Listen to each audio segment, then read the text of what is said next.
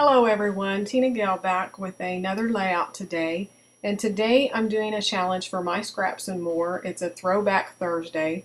And so I'm going back in my stash and pulling out some product. And this paper is from Simple Stories. It's from their Harvest Lane collection that was, I believe it was last year. It may have been the year before. I had the Simple Stories collection from this year, the sweater weather. But it was more muted and darker, and so I wanted a little bit lighter paper, a little bit just brighter for these particular photos and stuff. And so I went back in my stash and got an older fall collection. I love Simple Stories, so I have a lot of their paper, and I like the distressed and stained paper. So I'm using a sketch from Scrapbook. They're having a sketch challenge there on their blog until the end of the month. So you want to check it out and create a layout with their sketch and enter it there too. You can also go back in your stash and pull out some product and join me on my Scraps and More forum for my challenge for the Throwback Thursday. So on what I did, I just pretty much followed the sketch, pretty true. I didn't change hardly anything at all. And I just cut my background pieces, and then on the scallop border, that's just the EK Success, the large embossed scalloped punch. And I've used it quite a bit. I usually use this large scalloped or the really small scalloped, and this one has embossed circles that go along the bottom that you can press harder and get those, or just punch real lightly and they won't show up. So usually I don't punch very hard, and so it's just a large scalloped. And I really like it on layouts, especially when I'm scrapbooking the guys' layouts. It's a nice touch without being overly feminine. And so here I'm just matting my photo on some of the green pattern paper just to help pop it up off that busy background on the florals. A lot of times if you have a busier background, if you'll go ahead and mat your photos with a solid color, or even this one's just a tone on tone so it comes off as green, then that will help make it stand out against your background. And then I just have the gold paper and then this large scalloped. And really, this layout's really simple. The only thing that I did technique-wise is I stamped with a Technique Tuesday stamp up at the top. And I'll go through that when I get there, but really that's the only thing I have to share about this layout. It's pretty straightforward, just following the sketch. I did use the 3x4 Project Life card, or the cut-apart cards, as my title and as part of the embellishments and stuff. So that's another thing. If you don't do Project Life, but you have these cut-apart sheets, don't be afraid to just use them up into your regular layouts as embellishments. And like these, it had Fall Harvest on it, and these pictures are from a fall festival that our church had. So it was perfect for my title. Now here's the stamp, and I just stamped everything except for the two cursive words with a dark chocolate ink. And then I took my marker and I went over the two words that were in cursive to fill in. Now I don't know if everybody has this problem or if it's just me, but my Technique Tuesday stamps do not hold ink very well. And so you'll see after I did it, it wasn't clear.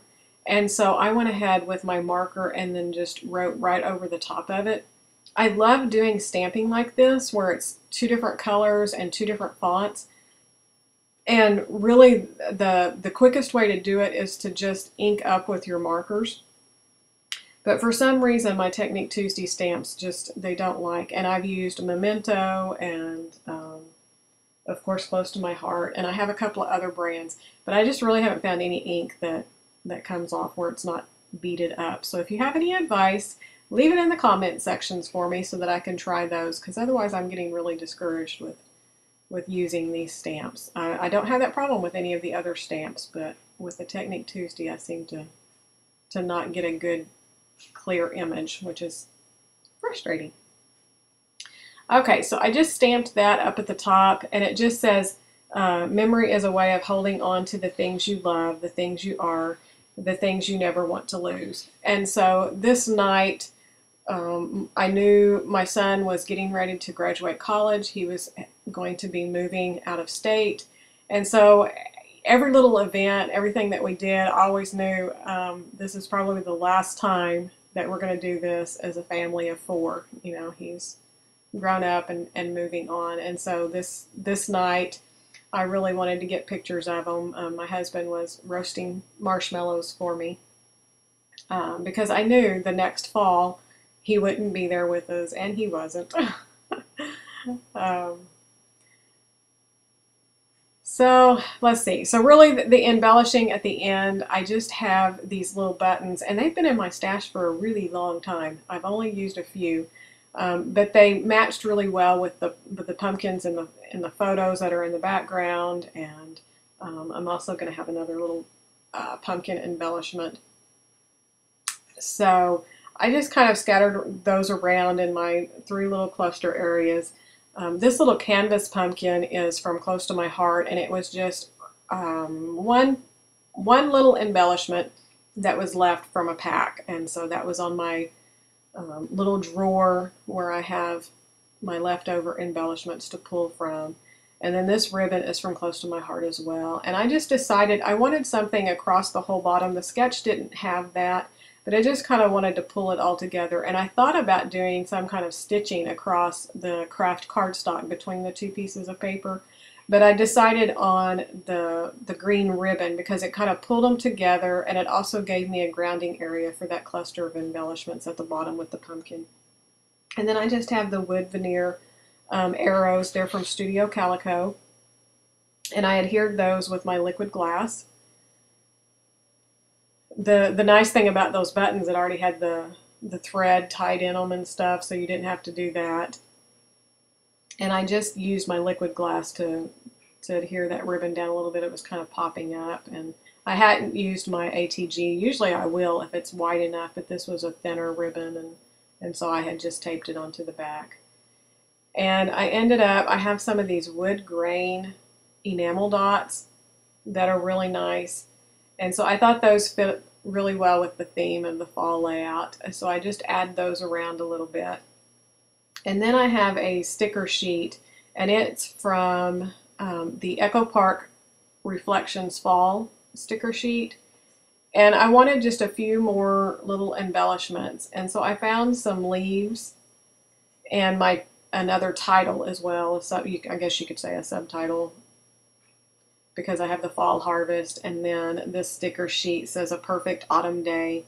And so I just pop dot it up with foam dots out at the bottom. And I was going to keep it up tight into where the picture and everything is, because that's kind of how the sketch was. But I really liked it down below, just pulling that design down even further. So I left it there, and then, like I said, I just found three little leaves. I tucked those in, and then I will pull out my date stamp and be sure to put that in.